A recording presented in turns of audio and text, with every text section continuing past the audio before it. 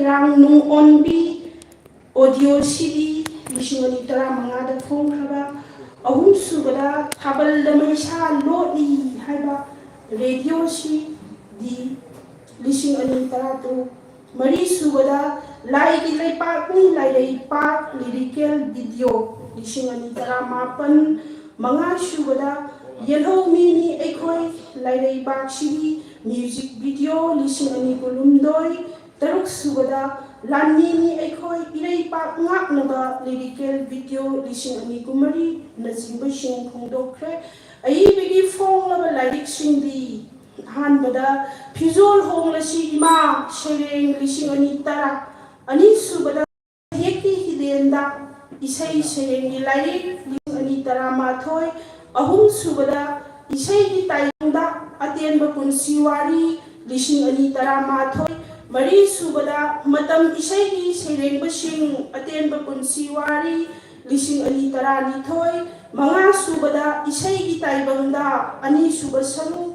Atenba Punsiwari Lishingani Tara Humdoi Taruk Subada Sayeki Ipomda Isai Shereng Lishingani Tara Humdoi Taret Subada Thulakini Thazadi Wari Matsa Lishingani Tara Mari Nipan Subada Bibiro Ima Natambak Ama Shereng Lishingani Tara Manga Mapan Subada Bibiro Ima Natambak Ama Shereng Lishingani Tara Manga Masi Hansan Iramen Sidamak Mapigani Tara Subada Melay Sarungum Ningtibi Isai Shereng Lishingani Tara Taru Tara Matoi Subada Thawai Shingi Thawai Angangi Konjel Lila Matsa Lishingani Tara Taret Taraga Nithoi Subada Lan Kamle Imana Shereng Lishingani Tara Nipan Taraga Humdoi Subada Aroiba Pire Wari Matsa Lishingani Kulumdoi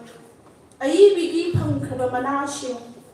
Ahanbada Dr. Ambedkar Fellowship National Award Lishingani Tara Ani Subada Best Lyricist Lishingani Tara Mari Sing Tam Apunba Shishak Lu Ahum Subada Kaibya Bhushan Lishingani Tara Taru Manipuri Sahitya Parishad Meghalaya Shillong Pibi Kiba Mari Subada Khuraizam Phulo Sanathoi Mana Lishingani Tara Taret Sal Napi Kiba Manga Subada Lasmi Gomti Madhumati Angangi Sahitya Mana Lishingani Tara Nipan Manipuri Sahitya Parishad Bishnupur Branch Napi Kiba Taruk Subada Priyo Sakhi Ningsing Sahitya Mana Lishingani Tara Mapal Korirol Sandoluk Wangjing na Pibi Kiba Taret Subada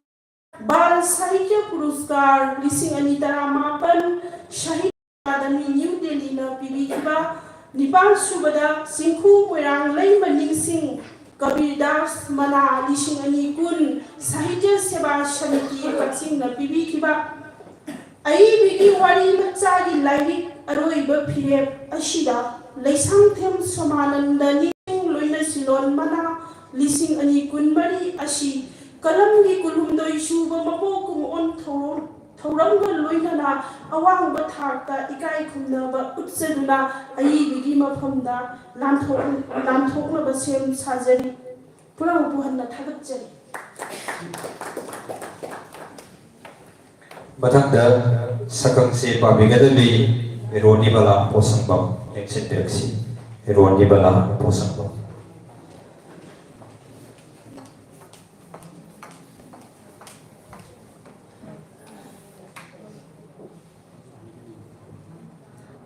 Matada Mayapana Mukung Kangai Park Loina Silon upon Bamaru Kalam Infal Sinjamai Jiom Lekai Infal West Laisang Tem Somananda Ningsing Loina Silon Mana Englising Ani Kunmari Mana Asi SDF Ki Marup Singna Kapibani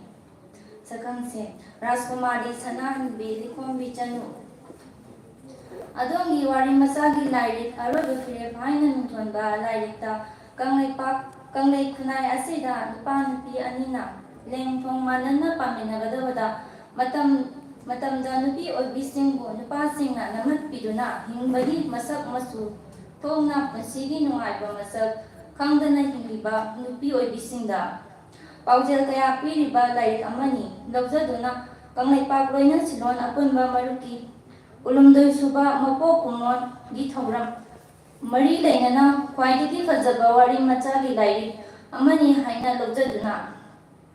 awang bathaki kai khumna baga loinana laisam dem sumanandan sing loina silon mana inglising ani kunmari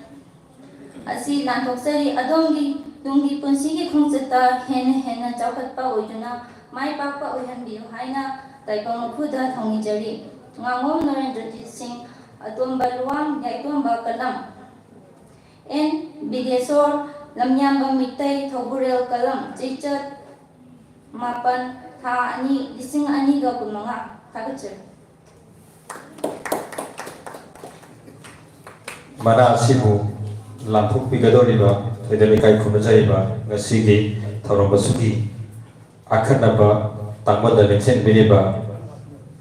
oza Dr. Laisap Zugeswar Singna mana asi kusina bigat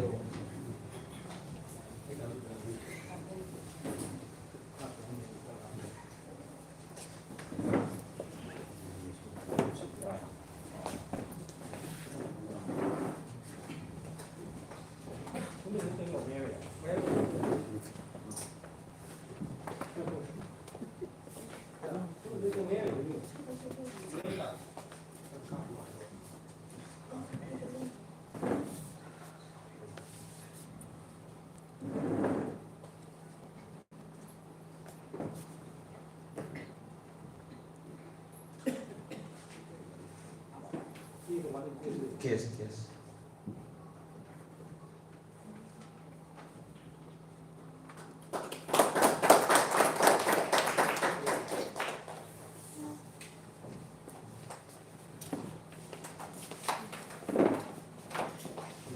Thagase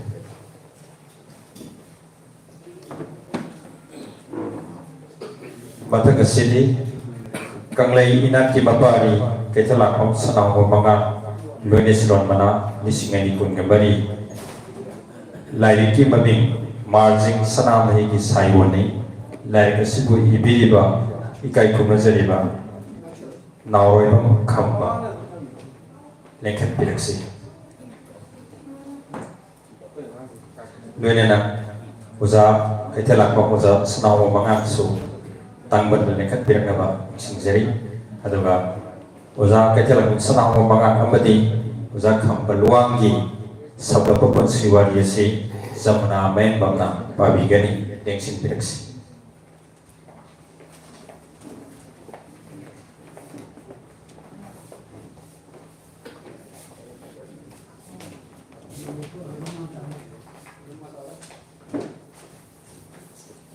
Puno ako kurum sari.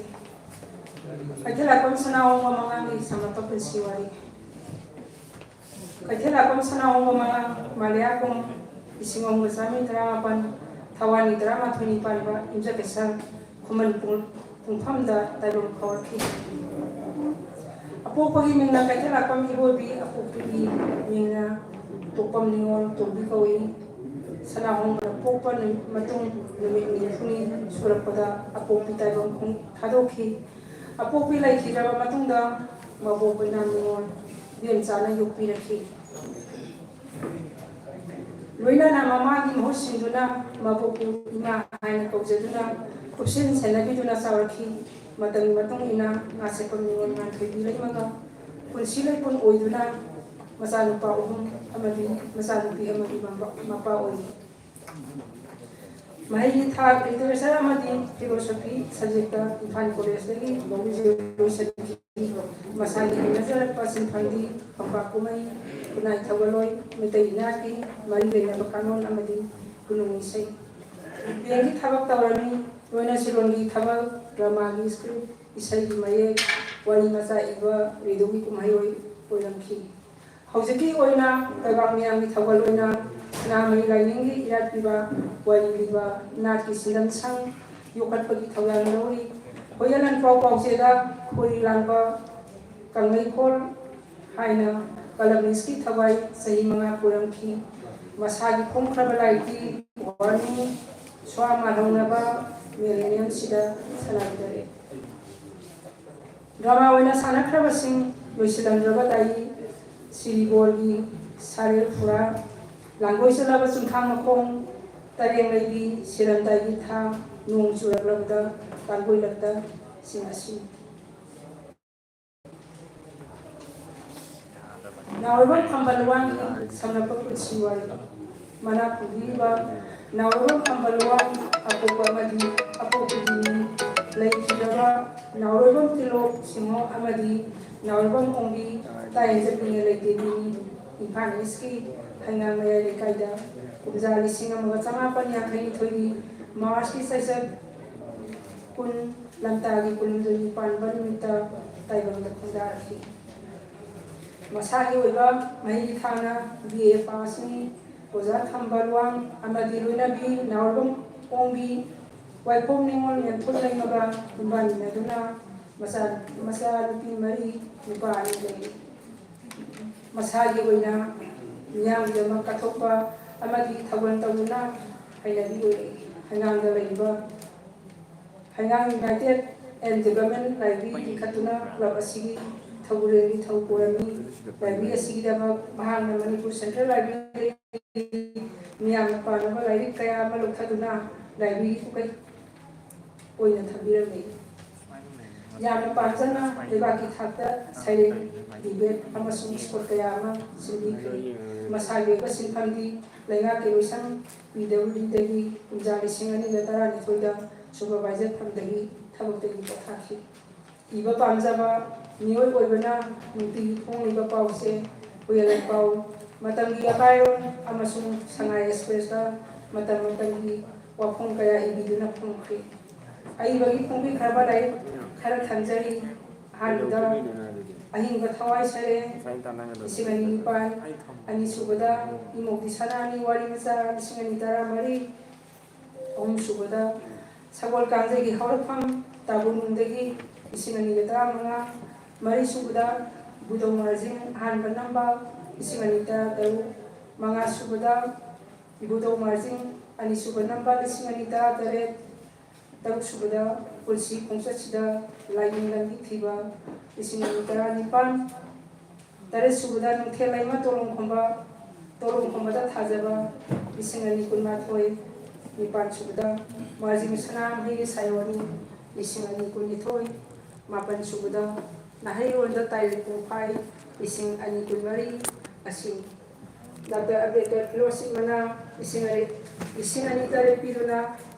ikai pinodi kre patriotic right forum di presiden nama oina sejak kuntaru thamapal isingani kunmariga kasaga lamyan ba janalita irabati mitam maikum hangdo payau bada sakham se piwi re pagal oina na ikai pinodi rakhi govinda puda sejak tarani thoi tarani thoi isingani kunmari nupilan mitam maikum hangdo pagida masu sakhang se bibiduna ikai pinodi rakhi aribagi marjing sanamai sayoni haning thonga lai asiga kalam ikon do suba papu kumon thorong mai lainana kangai inati mapari kaithala pon sana hoba lone silon mana isingani kunmari asila tuna awang bathakta ikai pina bosem na kunja Mathang asidi sakang se pamida mungkin dapat kongsenjari Rosni Hasna Lengsen Direksi Rosni Hasna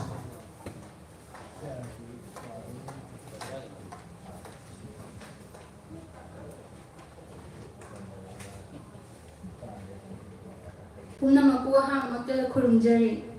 kanglay paloy na silon maruk kalam Imphal Singjamay Jirong Lekay Imphal West kanglay inat ki mapari kaithel lakpang sana mongba loy na silon mana ing lising aniga kunmari mana asi katpiribi yumnang wanglen thoibi chanu sakhangche nawarbam khambaluwa adongi kanglay inat laningi hiramdagi lokhatuna lengsil lakpa warengi lairi marjing sanamahi di sayoni haibasida laning tho marjing di pathuplengi laptam singbu pandub tarani pal thokna nahona na khongul lirakli kanglei mahairogi thaja wari kayaga sagonana laning tho lairembigi matik mayai akli थोइदोकना नैननिङाइ ओइरिबा लाइ मी अमदी सारोइ नारोइसिंगी हौरकलोन लैरोन नुलोन लैसेम नुसेमलोनगी थुपलगा वारीगी किसी थोकलदुना लमिटलोनसिंगी लिखुन लिखलम ताकली की होंगलकलिबा मालेंगी खोंचतसिदा मसा मसागी हौरकफमदगी मसाबु सकुच्चबदा इकाइबा पोक्तना पुन्ना हिमिन्नबगी वाखलोनदा पुन्नमचकी युगुयोहेन हौरकलिबा इरेचासिंगी अंजिंग मैना ओइबा इराकु उद्योगखलिबा मन्नाइद्रगा लाइनिंगी लौजदुना चही असिगी ओइना Kanglei Inaki मपारी कैथेलापम सनाहोंबा लोइना Ceylon मना ing lising aniga kunmari asi ojaagi mafamda lanthokjari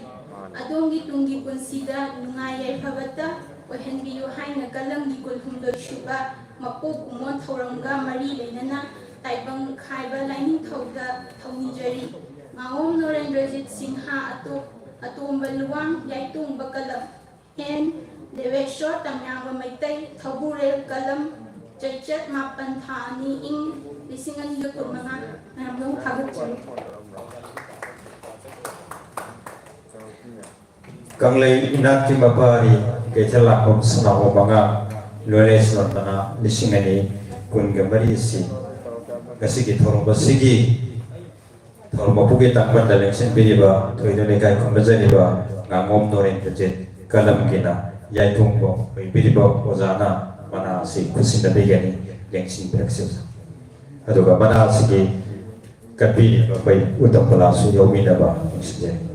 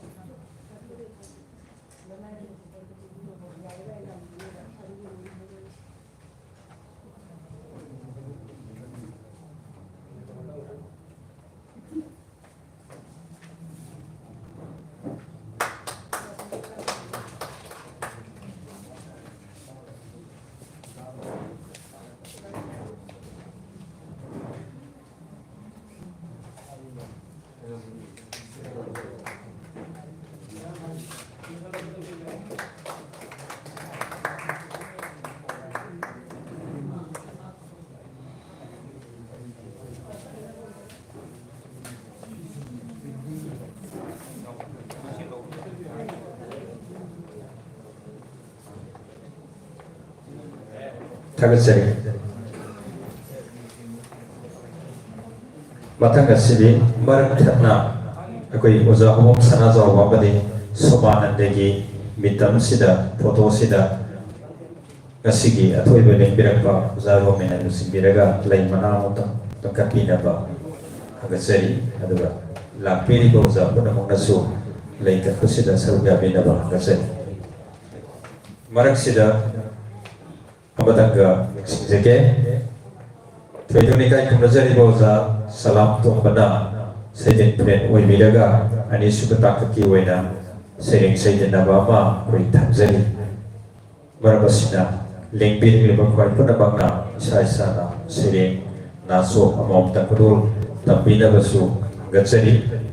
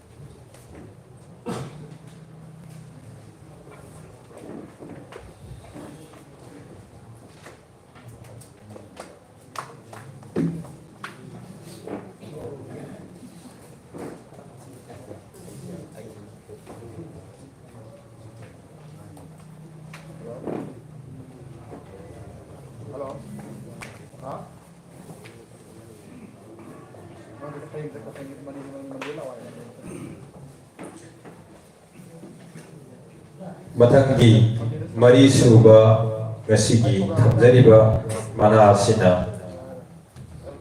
Moirangthem Rajendra Loina Silon mana isingani kungabari lairik ki mamingna thaja thanil senengi lairik ni lairik asibu ibiribi sagol sem bilasini lengket biraksi lairik asigi ayibi sagol sem bilasini Moirangthem Rajendra amadi sagol sem bilasini anigi Samlapa Punsiwari Pabira Nabaginamakta Pangabab Nanda Kumar Bu Kausinjari Lengsen Piraksi Pangabab Nanda Kumar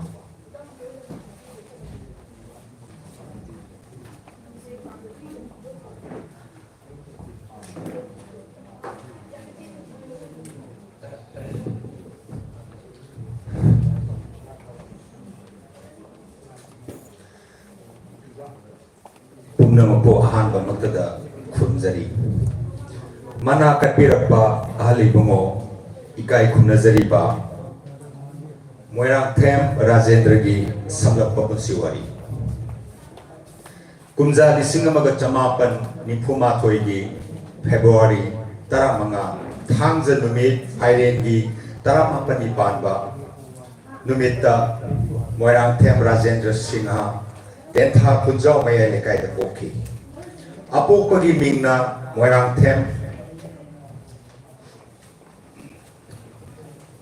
Moirangthem Oza Rajendra su Lengkat Pirakda Bangkacen Lengkat Piraksi Moirangthem Oza Rajendra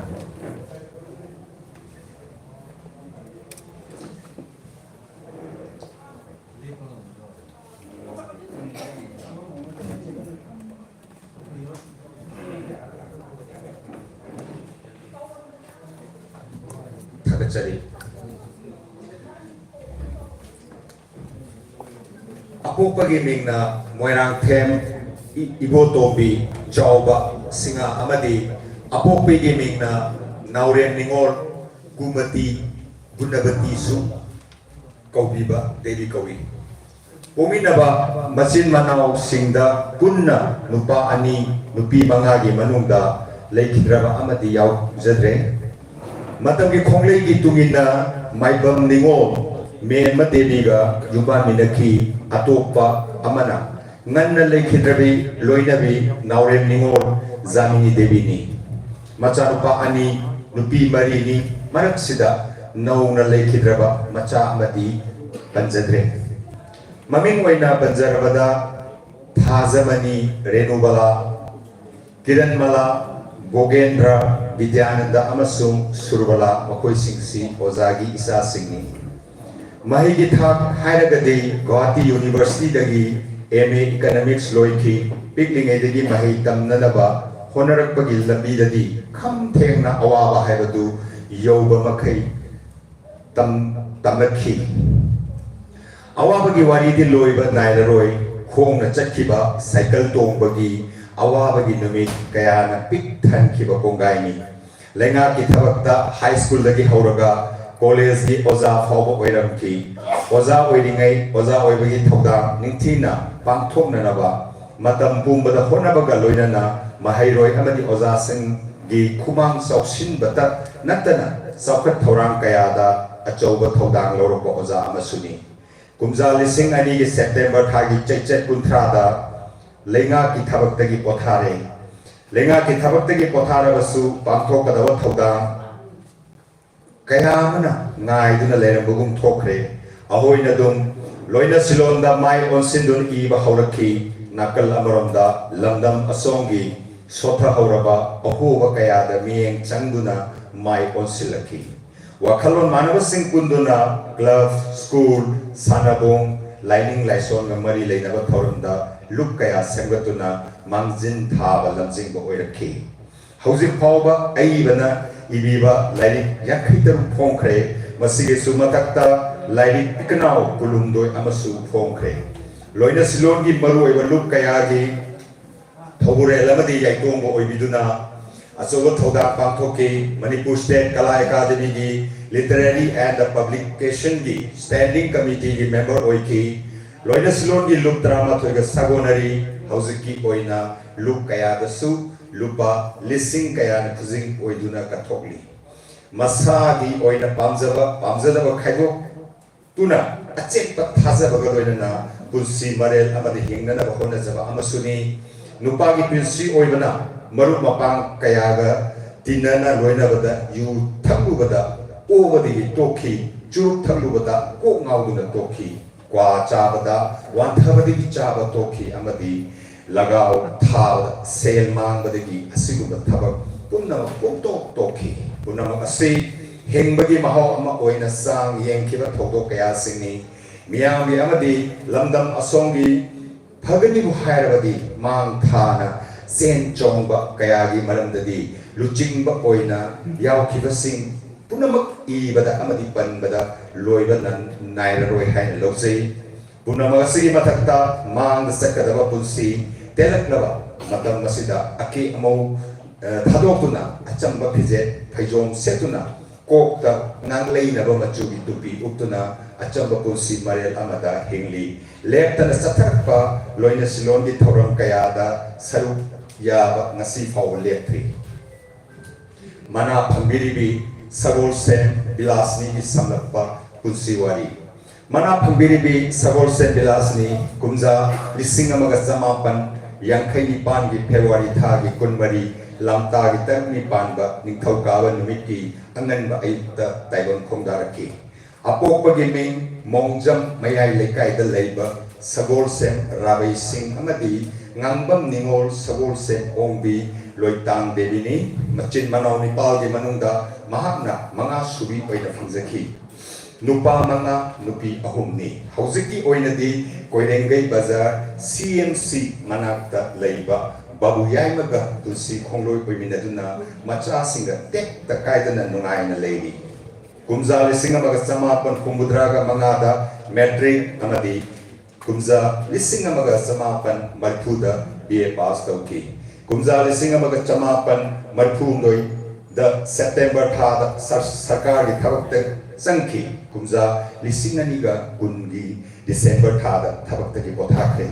sagol sen bilasni all India radio impalgi isei maye ibi amasu oibiri beni mahak masaga loina na seminary ba luk kharadi iramdam miyamgi apunba khorzei luk ima kholgi founder luk loi malem aikol laborol khorzei ko lekor Manipur Literary Society Impal Patriotic Writers Forum Manipur Sereng Basingi Apun Baluk Sal Hai Baloina Silon Lup Sing Asigisu Lup Loi Amani Kumzali Sing Aniga Marida Sereng Gilari Mangal Amatang Fong Duna Ibagi Lamda Nasi Fong Sang Silani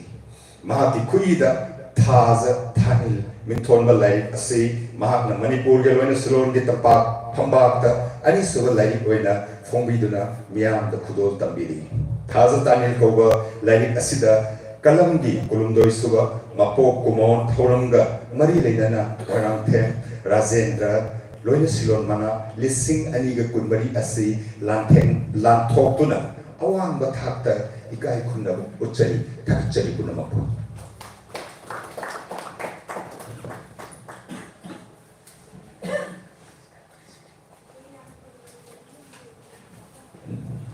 Matang sidi sakang si pamigadabi roni bala posangba kausen jai lengsen direksi roni bala posangba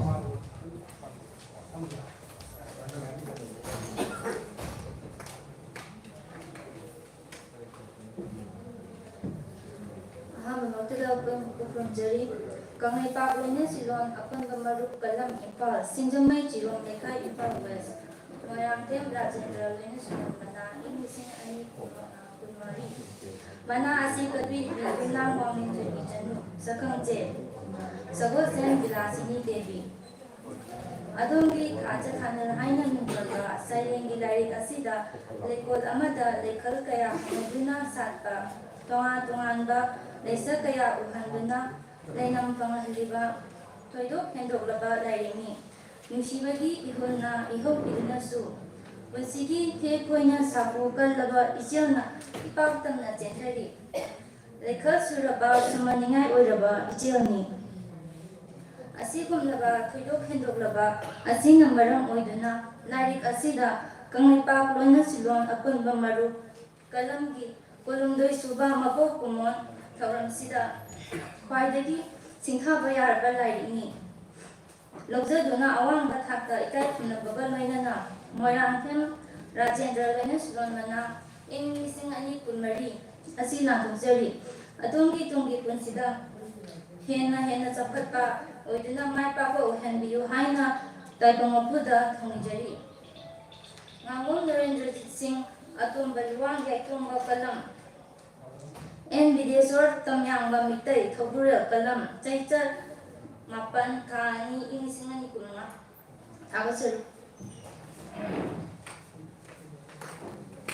Moyangthim Rajendra Loina Silon Mana Isingani Kungamari Asi Ngasigi Thoromasigi Athoy Mithol Gitanganda Links Biriba Tridoni Kai Kunazariba Mainam Roman Manasi Sinabigan Luena Manas Lokat Biriba Wanglen Tobisu Yawinaba Gazet Uzara Jendra Sonto Lekat Pirakaba Uzatokta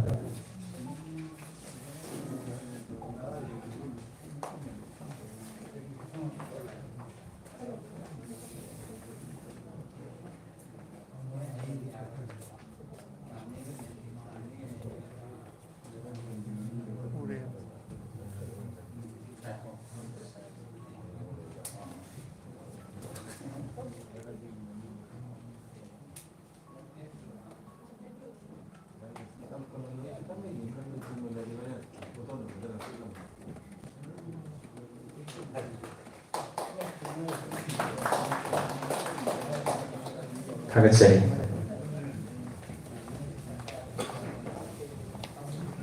Mathang Ngasigi Tonga Manasing Pangbiraba Kai Kunazariba Wazasingi Pumingi Waro Tentak Tambina Baginamata Hagasari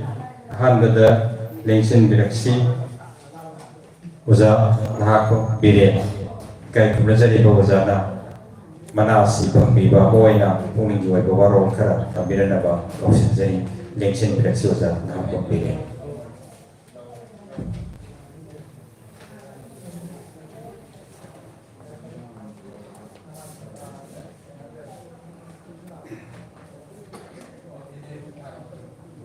Namakina Funda Kukunjari Asigi Kanglipak Loina Silon Apun Bamarupna Simbi Dana Kolomdoi Silon Pokumon Homestayta Mana Yatokuri Turam Yestayta Bayay Abakaling Simbi Ba Mithoiba Mithoibusi Banina Manda Mas dasar Yabiriba Korilangusing Sewa Bidun Lembi Yabiriba Bidun Bising Dimana Bibi Yaba Birabi Yogi Wafamda Yakana Buchari Saita Korilong Lamda Kung Kamjin Jarapa Sidi Yam Kuire College Person Kunchiwali Pavadasu Aire and college Tamil Tambiri 1966 Tagina 69 Baba Indian College there Tamjerami Matum to the Hamadum Sering Lokapasiadum Shana Pamjava Moina Tamjerai then the size of Pandingai College the Su Adam saying competition to the Hanamana Pibiaki do second Tagibaru to dig a seat Manipur Sanayaba Aiba Kabi Oili I mean Panjaro Adu Equina Kisang Sipna for Naba Kedopasi What I think Mayam Kungham Rasi Market in Quatra, the Quina, Kungang the Popai Dare, Wangzing, I some people come and loving Wangzing and Tangava, Kunni, Aduna, lamnaga lama leba da leba akhang ai seitegi wajasing leba mayam sing mar kinna patra khangdawa ai tawakna bokpa yamgi tamja khosa tawgada ba adu su wat ba ai tare adu surisimaga samapan hujang panda tentu wajari kan tena state level academy secretary matam ini tentu da tentu di like policy like di publication grant si state level academy pyramid aduna tentu da pesa yang benar ke lupa sama hakani adu ne 70 ki sama di bagul si yang wangi like phongda ke su pesa yang sende panising amani na dum yam hena fajaba yamna paka binding paka get of toragam di yam sangwe ko dalu ba mai na dum sa yam like phongda lu panising like sama na bada dum panising mutumadi adu di ay to matam di yam aduna deso trocha open ngani panda ai sharing gallery ai musim peti sharing masa-masa ga kunbani adagi si sapan matuma to idena adu su sharing gallery kunsina ngani ai wakal lumali ba adu su sharing gallery sharing masa-masa stick like adamino publication grant ibi bang apen script thala laga manuscript thala laga moina khala laga toga ibi ya na toga ibi ge bani te thala te amsu adman e pung ge bani adman ko dana sahi ta tawjar padi sahi yang khai ge matakta oire adu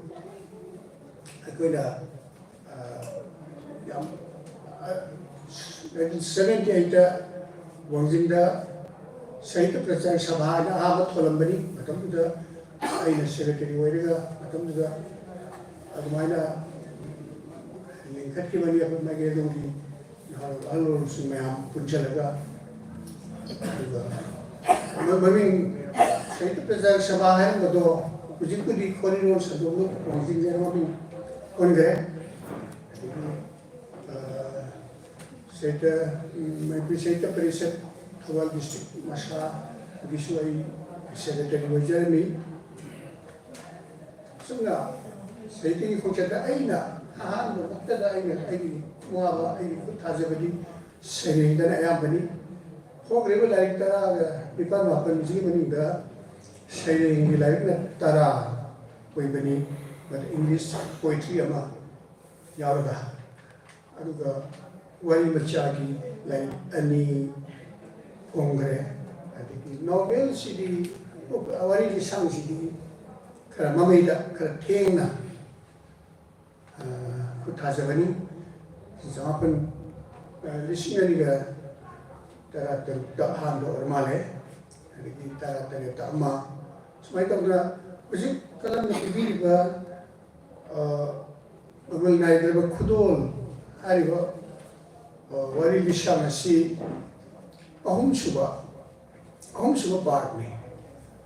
ahan ba part is ba part ahum suba part aga part na ahan sal kuna lising ani ga tara ta fungi ba ada ani suba part na lising ani ga kun ma da funga ada ahum suba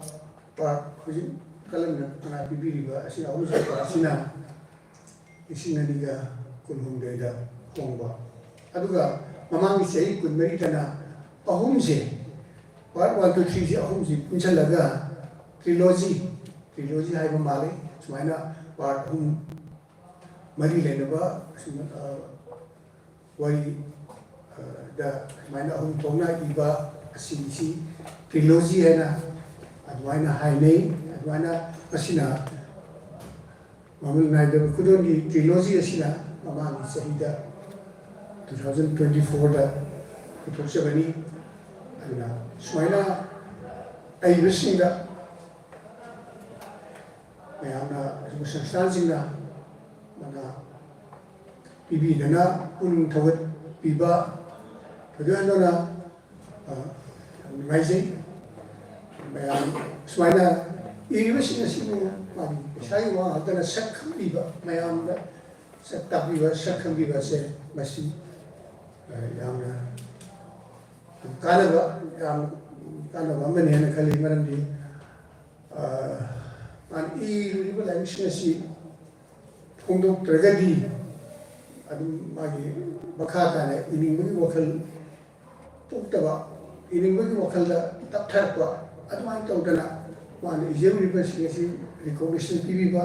सखंबीबा ma'am मांगदा मना अमतोरसु पीबीना ma'am मांगदा सक्ता पीबना कोपिना तोबसे मसे आई बिजिन पुन थबीबा मखा थानवाई कोलमसी थौननबगी कोलम मसिन असि यांगनबगी अदुंबा लंबी अदुंबा लंबी अमनेना खंजे अदुगा like फुंगसी हुजिपि पैसासु याम संगै like कनो तोबरा लाइक शिखा मसक फजनबा मसक फजना पुथोनबा होनबदा लाइक पैसा याम संगै खुनी sak fajaba tanabada sak fajaba khaktana yadaba lawsing dragadi yadaba haibama lere mamangai matumdadi sak khada fajaraga yarami lawsing siba kopo yabun thano leramdian kan ai mujai jawda adu hojiki sak khada fajaraga yadaba lawsing siba haibama lebarina adu mai tawdana lere ki sishu manungi masa फजबा फबा नातने यारतबा मसक फजदबा यारतबा पोरमले फजन लरेसि तो यादवा binding फजदबा यादवा गेदा फजदबा यादवा पोरमलाई अदुना सुबा आई बसिंसु सुबा competition दा सांगिंग याव तारगदी पोरसि फजदा पोरसि फजदबा फजन बुथोक तो याद तो पर सुलाई मसी कलमना सिंबीदना आई बुसु मैम उसी मुंडा अवार्ड से मुंडा मा खंगत पीदना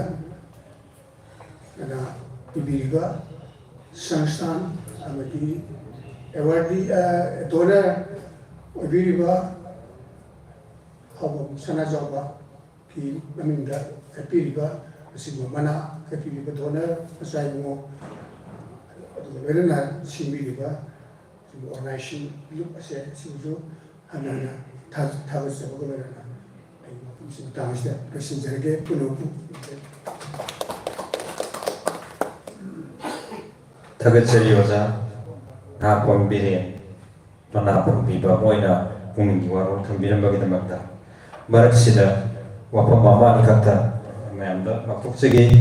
माउटीका अंगांग मंगसुंगी MN01A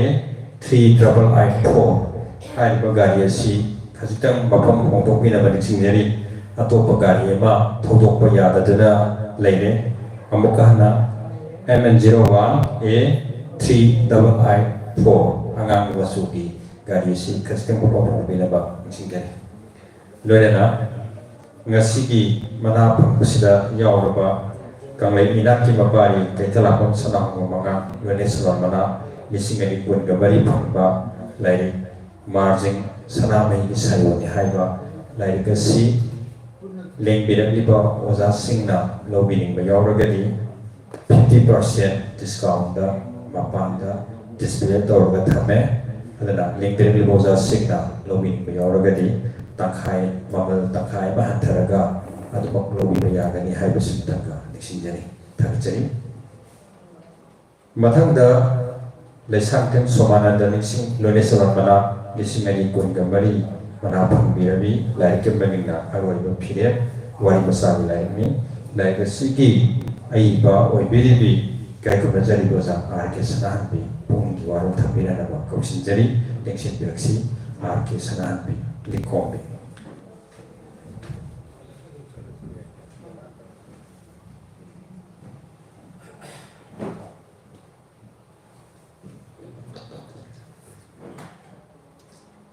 ngasigi thauram ngasigi phambak thakta lengsing bijiba ikai kunazaraba punama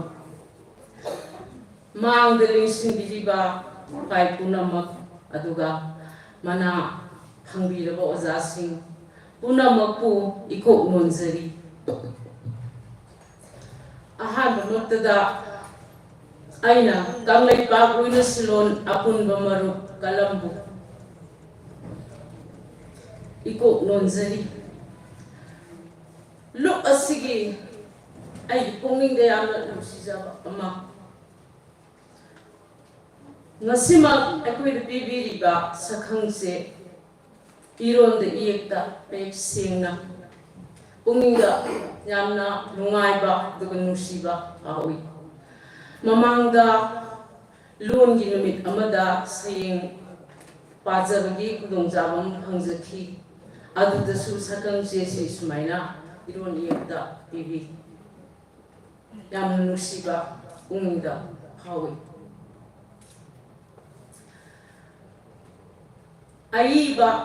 aibi loina khangbiraba ngakdani idabasu ngamdaba iragana phongdoktragadi leitapam khangdaba adunani inariba phongnariba mayamsi aisu pamjarubadagi ijabani haija singraba nate udaba kaya ama mapala khangdaba kaya ama mami tamye haraga pungingda phaujaba khara thamjabani aigi khorjai lambi si sangna jasanaba sumai tawdana punging thogat pidana mana lanthok pidiba pibiraiba ai haningai litana nungaije ai bu kudingmak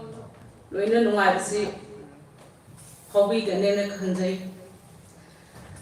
ai basingi hojik leiba punsi sida nungaiba kaya nungaidasu sentungi awatpa mayonaba kaya amasu leiribani aduga aikhoi mafam asida leba asida writer complex kumba amatang thamaga aikhoi ai bisingi platform amakatang thamagadi madu khitang hena nungjagadana khajai madu thambirapasu oisanu haina haijari unamaku ai kari haijagadabano khangjade ai khorjai lambi lamjing bibiriba inor hapiriba punamak ai iko nonjari mana katpiriba luksing katpiriba koigi pukchen jawba jawbising aduga ai mangsu aina ngasai ningdi panjahogdre horen segin puren obigetaba oza ima kun gisoi kuina kai kunana ima kun ya ko paila thambi kra boza mangrom da ai kuina ikai kunna zaba ya boza kaya ama masan na ga kya amaleng sindna leibiri isam samna pamjaba degi ngaujaba degi khojai baija bai koi bu unging thogat piriba sumna khandar ragati mana phangabani ka haidana daisdaga mathakdaga phamjabse tegi pasajaba natti ai ibagi inor pibiribani aduga punsigi aroi beni sa honji phauba ai ijabang ambagi thona to punamaktagi ai margi tholan do nijari punamakku khurumjari kalamsu matam chang kuina sigumba irone kisin khasi pangbang amba oibiu mayam punamaksu ai bagi platform asida ai koi punminaraga tunglam jagi ai pathogang pangminasi asi haiba loina na punamakku khurumjari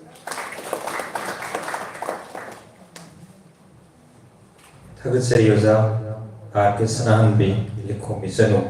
mana phangmira bi moina puning gi wai bawarol thambira bagera makta mathang nasidi kanglai inat ki mapari kaithala sanang pamanga loina silon mana disingani kun gambari lai ki mamingna marching sanamai saiwoni aiba nawraba khambalo khamba ozagi puning gi wai bawarol khara thambira naba usinjari tension piraksi usa nawraba khamba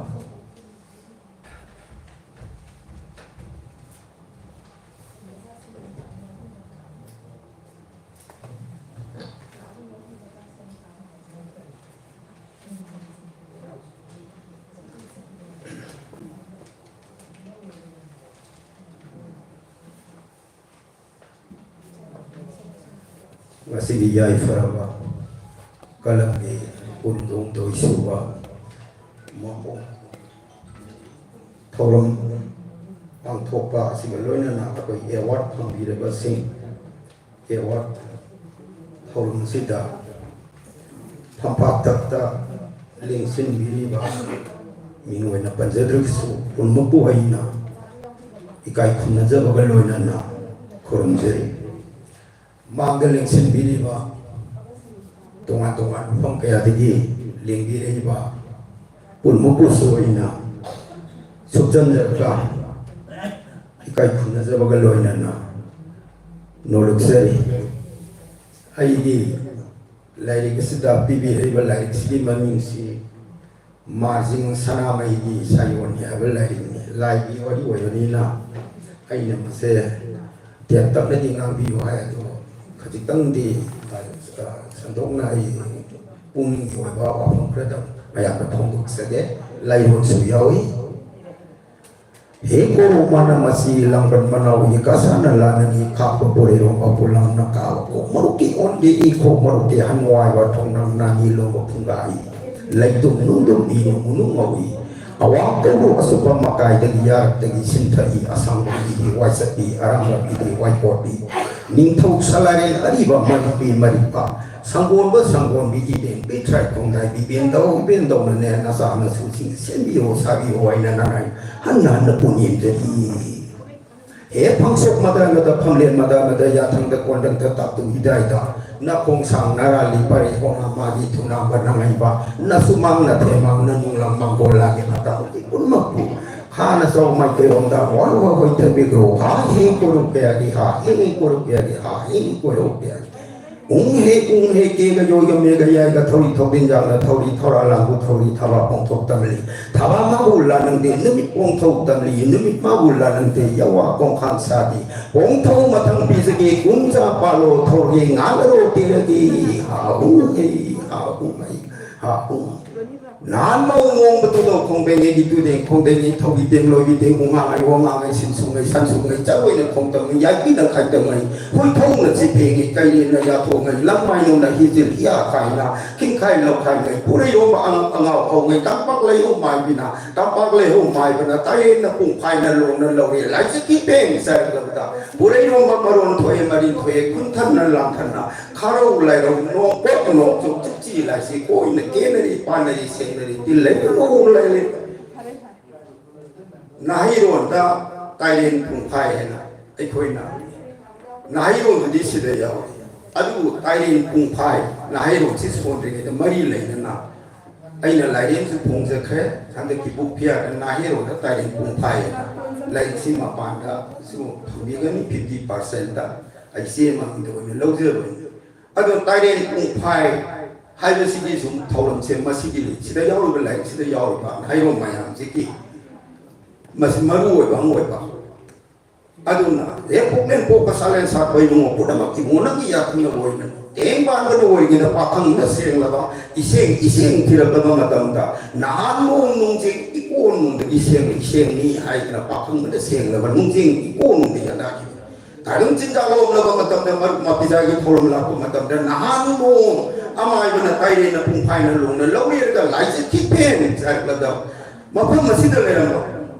하다 어디가 누가 띵고 거니라 고 거니 타이레 풍파이기 아함다 시가 로이나 라이 그세데 야오리가 나이로기 마시 핵 포코드니나 시버 파오기다 아주 신너이바 아두고 아이코이 메이테이나 amuk kari tawi hai matam da ai lai ka sida yaw de music hak sang se kaya mari thong na khai do ka ko ki sar sibu ko kleng ni sar awang ko ru pasu pa thaba ki sar ka se masibu ai koi na ore lai thang si adu ga mu khoi do gi sar ka sibu ni bu do mar sing adu ga khoi do gi ma kha sin kha na so wang brain na aduna akoina amuk tholom to wa matam ta mai ke nga palai mari su purame awang ko du supa wari lai thang jing khan so wang re igu do mar sing mai ke nga palai mari le ไม่ใช่งับเป็นลายไม่ดีเสียคงสิลายไม่ดียังมาดิกูกีนโอ้ก็ไปตกสันเคกูกีนล้นลกสันเคไม่ใช่นายรอนให้มันเลยมากัดภาษาหมู่ภาษาอังกฤษกูกีพุทธตาเทkarena mereka tanda hantu kado ino karena tanda koi sang mengam kado ke ipai pun ini ngam belai kamse khang mengam tri hoise aduna aikoi dati ipai pun thambir ba mayoron de ke lesem ron de ko ne le kala ba kuram nari awang koru asukpa yen thunda ahan ba nong thri ma ulingi ba iri ma pan thari ba oye mi ke thunda aho ba lai je turing imai thai ba ingu hang thong lon ba ingu hang jai su ba salai sa kong thung ba lem lei nga thong lon ba he khom phang sa bo ingu na cha na nai kun phum jeri punim je bil lai je ku ki ma put lai te he kal ke tam sang ho ngam ke ani ak so ba amu thang jing he pore lai thang jing ibu do sana pum thong ba pum thong kal bi ba Manim lai sa thambal lawan budo sang iwon degi lai te man iwon degi thakat pukat thakalai ya na tham jing ai ko de budo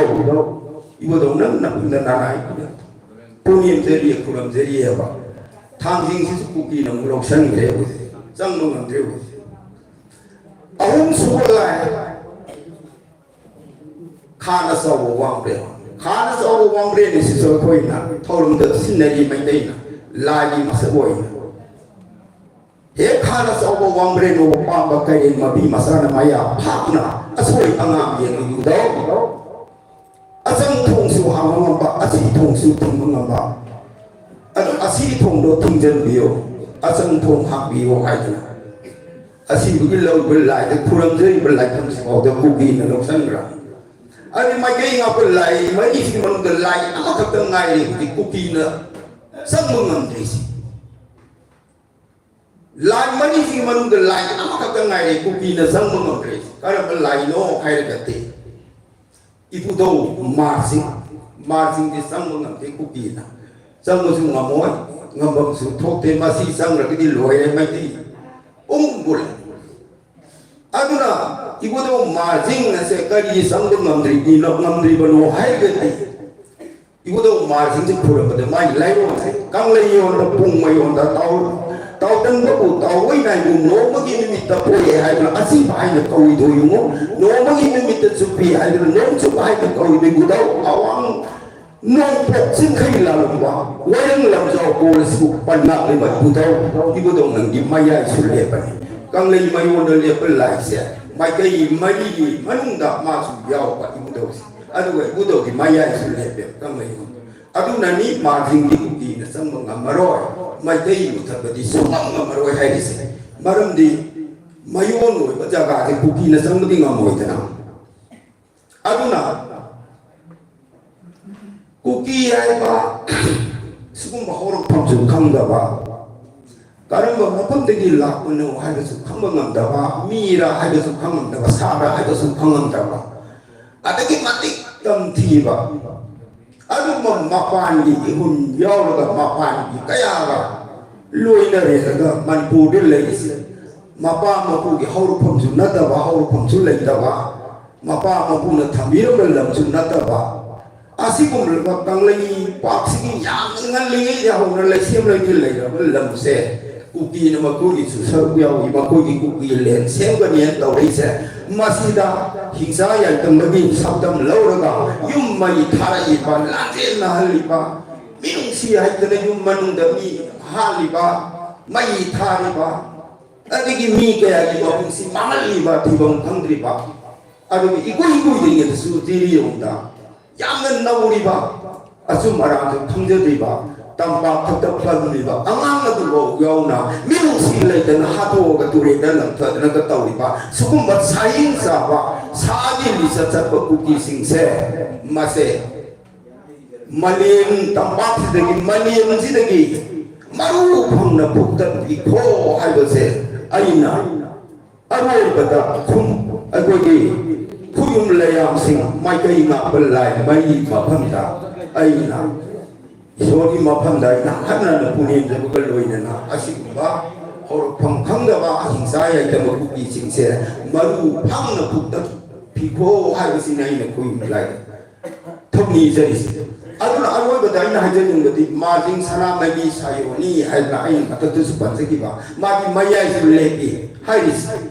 ꯀꯔꯤꯒꯤꯅꯣ ꯍꯥꯏꯕ ꯃꯤꯑꯣꯏꯕꯅ ꯃꯤꯑꯣꯏꯕꯒꯤ ꯍꯛꯆꯥꯡꯁꯤꯗꯩꯁꯤꯗ ꯀꯌꯥ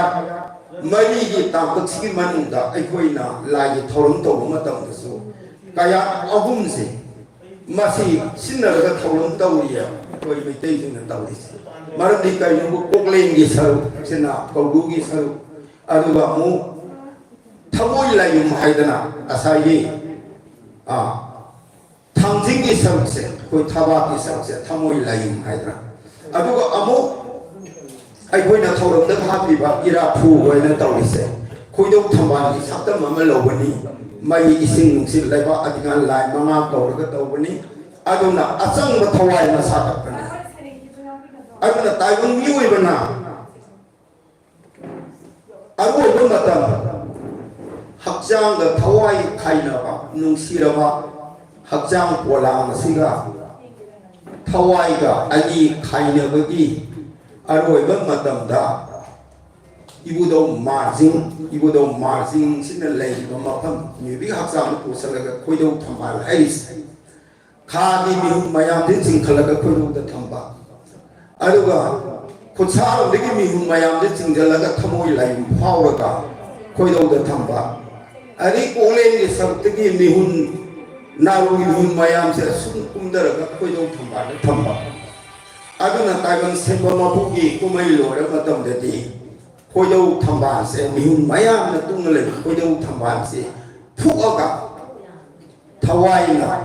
삭히너버기 학상 카이너버기 타와이 럼비세 코이도 탐바니 푸글라가 숨삭크라가 타모일라용 파우라가 낙참 파우라가 사너징 나돈 담기바 아두나 밤새나버 마이바 싱나 까이원담다 아나바시 야가니 야로이 탕니세 사나진 나돈시 빠이라가디 타와이 람비 타와이 삭크레 타와이나 삭카 밀루 상가가 밀루 아로이바 바tam다디 밀루 기피랑 시타레 미트 기피랑 다레 아두니 피랑 테이토게 아이세 마tam마두다 야비 타와이시 빠이토르가 라이바다 닉닉 롱나 투가 눅시라가 학장 보라 nang api isare samine thaya thamina ichale samine lehoro ko ai isat da ya tre tai bang se ma pu ki kumai loe tai bang se ma pu ya tham lai ai sat da ya tre thawai jina pai ki ai se aduna ai na masi subai na ai ga ai ki puning da lai si ki manung da yaw wa khar ba mari lai na ai mayam da phongdok se bani tiền tấn này thì tăng sang ngang em mà xí được cái vào cái mà tạo xí được tiền chân đấy cái cũng là một bộ anh là sụt chân rồi là ấm cả hành mà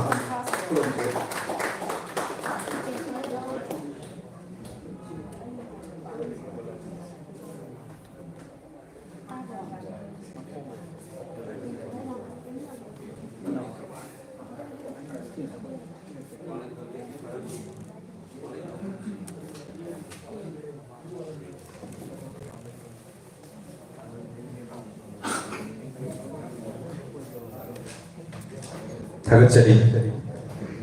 Matanga City Wanaka Brajendra Venezuela Mana Lisimani Kungabari Like Kim Maming Thazan Hani Seni Like Me Like the Sabu Ibiri Sabosan Vidasini Gasigi Mana Pangmira Yamoina Punging the Waron Karata Pinaba Kausan Zen Lexing Drexi Sabosan Vidasini Jadi masih iriba iramdam sigi ina iron epu yokat piriba nuksizarba kalam kangleipa loina silon apun bamaru ki kungong doi suba apok kumon mari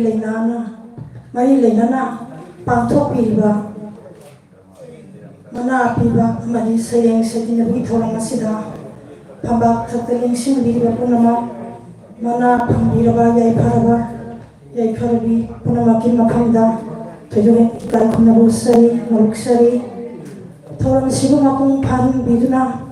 ꯃꯥꯡꯗ ꯂꯦꯡꯁꯤꯟꯕꯤꯔꯤꯕ ꯈꯣꯏꯌꯨꯝꯒꯤ ꯃꯁꯛ ꯑꯣꯏꯔꯕ ꯃꯇꯤꯛ ꯃꯒꯨꯟ ꯂꯩꯔꯕ ꯄꯨꯝꯅꯃꯛ ꯑꯩꯅ ꯈꯨꯔꯨꯝꯖꯔꯤ ꯂꯝ ꯂꯝꯗꯒꯤ ꯂꯦꯡꯕꯤꯔꯛꯄ ꯑꯏꯕ ꯑꯏꯕꯤ ꯃꯔꯨꯞ ꯃꯄꯥꯡ ꯏꯆꯤꯟ ꯏꯅꯥꯎ ꯏꯕꯨꯡ ꯏꯄ꯭ꯋꯥ ꯏꯆꯥꯁꯤꯡ ꯄꯨꯝꯅꯃꯛꯄꯨꯁꯨ ꯏꯀꯥꯏ ꯈꯨꯝꯅꯖꯔꯤ ꯉꯁꯤ ꯑꯩꯍꯥꯛ ꯑꯁꯨꯛꯀꯤ ꯃꯇꯤꯛ ꯅꯨꯡꯉꯥꯏꯕ ꯐꯥꯎꯖꯩ ꯃꯔꯝꯗꯤ ꯀꯂꯝꯅ ꯑꯩꯒꯤ ꯊꯥꯖ ꯊꯥꯅꯤꯡꯕꯨ ꯁꯛꯈꯪꯕꯤꯗꯨꯅ ꯃꯃꯜ ꯌꯥꯝꯂꯕ ꯃꯅꯥ ꯑꯁꯤ ꯄꯤꯕꯤꯔꯛꯄꯒꯤꯗꯃꯛꯇ ꯑꯃꯨꯛ ꯍꯟꯅ ꯃꯌꯥꯝꯒꯤ ꯃꯐꯝꯗꯒꯤ ꯍꯔꯥꯎ ꯇꯌꯥꯝꯕ ꯅꯨꯡꯉꯥꯏꯕꯗꯨ ꯐꯣꯡꯗꯣꯛꯆꯔꯤ ꯄꯥꯡꯖꯗ꯭ꯔꯕꯤ ꯑꯩꯕꯨ ꯃꯃꯜ ꯌꯥꯝꯂꯕ ꯃꯅꯥ ꯑꯁꯤ ꯄꯤꯕꯤꯔꯛꯂꯤꯕ ꯀꯂꯝꯒꯤ ꯌꯩꯇꯨꯡꯕ ꯑꯃꯗꯤ ꯊꯧ ꯄꯨꯕꯤꯔꯤꯕ ꯄꯨꯝꯅꯃꯛ ꯁꯤꯟꯕꯤ ꯂꯥꯡꯕꯤꯔꯤꯕ ꯑꯃꯗꯤ ꯃꯔꯤ ꯂꯩꯅꯕ ꯖꯨꯔꯤꯁꯤꯡ ꯄꯨꯝꯅꯃꯛꯄꯨ ꯇꯧꯕꯤꯃꯟ ꯈꯪꯕ ꯎꯠꯆꯔꯤ ꯊꯥꯒꯠꯄ ꯐꯣꯡꯗꯣꯛꯆꯔꯤ ꯀꯔꯤꯁꯨ ꯍꯥꯏꯖꯅꯤꯡꯉꯥꯏ ꯂꯩꯖꯗꯦ ꯃꯅꯥ ꯑꯁꯤ ꯐꯪꯕꯤꯔꯕ ꯃꯇꯨꯡꯁꯤꯗꯗꯤ ꯑꯩꯍꯥꯛꯅ ꯇꯥꯡꯕ ꯉꯝꯗꯅ ꯂꯩꯖꯔꯝꯕ ꯈꯣꯔꯤꯂꯣꯝꯒꯤ ꯏꯁꯥꯒꯤ ꯑꯃꯗꯤ ꯄꯨꯝꯅꯃꯛꯀꯤ ꯂꯝꯕꯤꯗ ꯆꯪꯁꯤꯟꯖꯕ ꯉꯝꯖꯗꯨꯅ ꯃꯥꯏ ꯄꯥꯛꯅ ꯊꯧꯔꯝ ꯀꯌꯥ ꯄꯥꯡꯊꯣꯛꯄ ꯉꯝꯖꯒꯦ ꯍꯥꯏꯕꯁꯤ ꯃꯌꯥꯝ ꯄꯨꯝꯅꯃꯛꯇꯒꯤ ꯅꯤꯖꯔꯒ ꯄꯨꯝꯅꯃꯛꯄꯨ ꯊꯥꯒꯠꯆꯔꯤ ꯏꯀꯥꯏ ꯈꯨꯝꯅꯕ ꯎꯠꯆꯔꯤ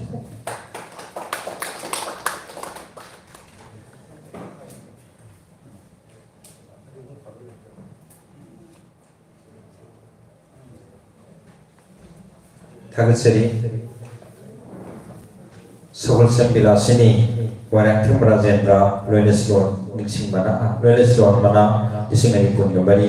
मना फंगबिरबा अमगी ओइबा पुंगि वारो थबिबगिदमक्ता मथंग असिदि अखन्नब लेंबिरबगी वारो थंबिगनि थैदोने इकाई खुमजरिबा अखन्नब लेंबिरबगी तामलदा लेंसिनबिरिबा डॉक्टर लाइसम जुगेसु लेंसिनबिरक्सि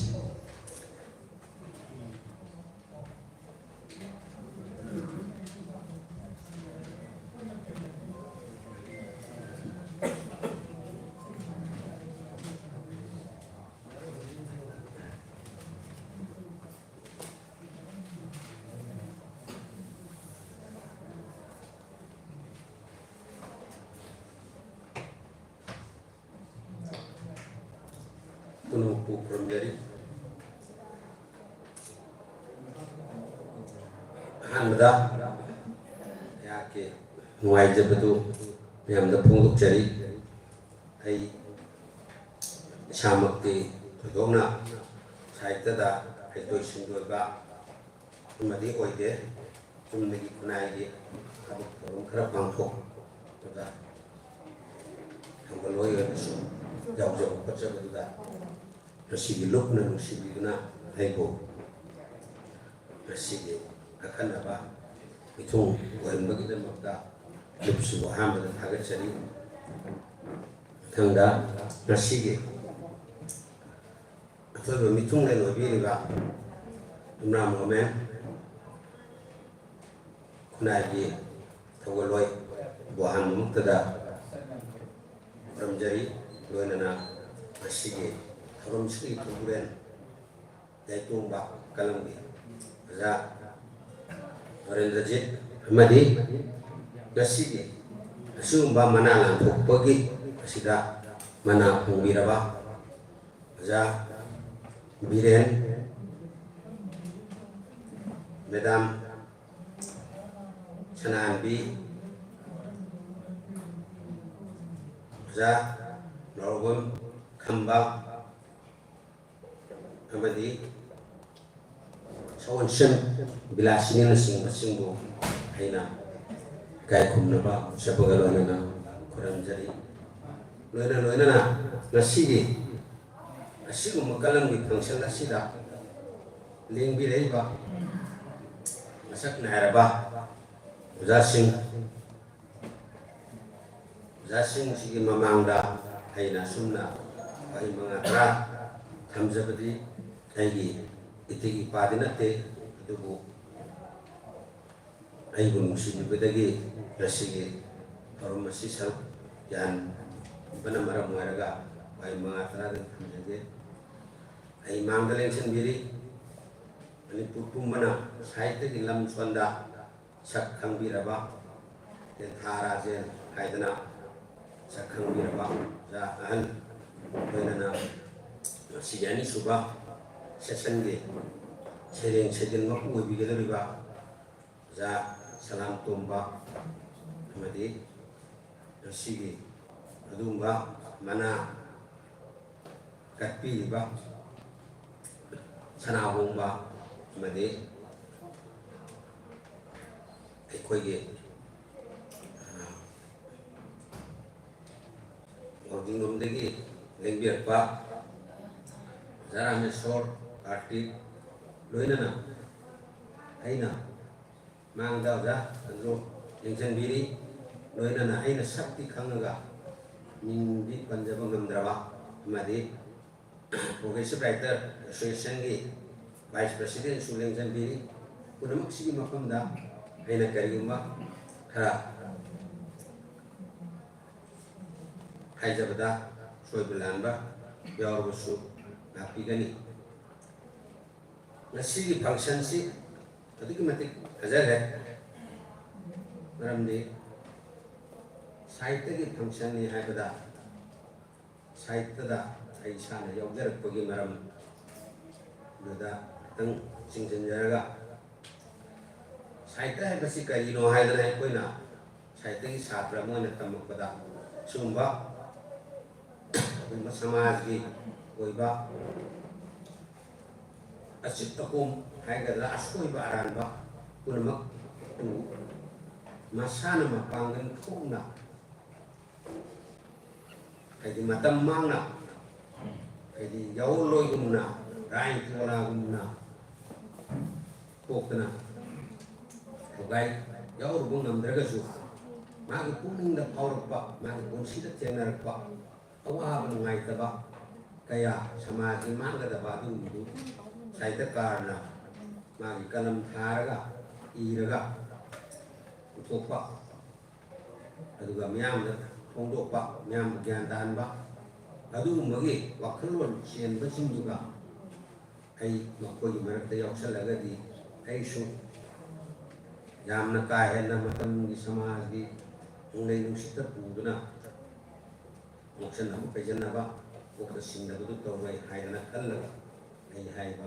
lam sida ai mai ga sinja ni kaduna ai di ai sen ba sak tak ser ga de di business wala ni kuna sai te gi lam sida ya kanna ka sin ju ga jade to dasigi साहित्य के मनुंगी होइबा pot टुट अकोइना तमजरबा खरा दा साहित्यम शिवम सुंदरम हाइदना संस्कृत की बगाले की हम मरु होइना कोई साहित्य तमबिर को जासिंगा एक मसी के हाइ को है हुकुम सिपंदबा या दे एक पल्ले शेरिंग बताओ वारी मसा बताओ नोबेल बताओ एक पल्ले अदुगुम्बा मसक्तु सुने hai ba kuna maku naku eraga ngasidi kalam di sidadi aina haije dori si ai koi mang koi ngasi tilliba sida sai ta pambi makka yau sai ta pambi makka hau ngasidi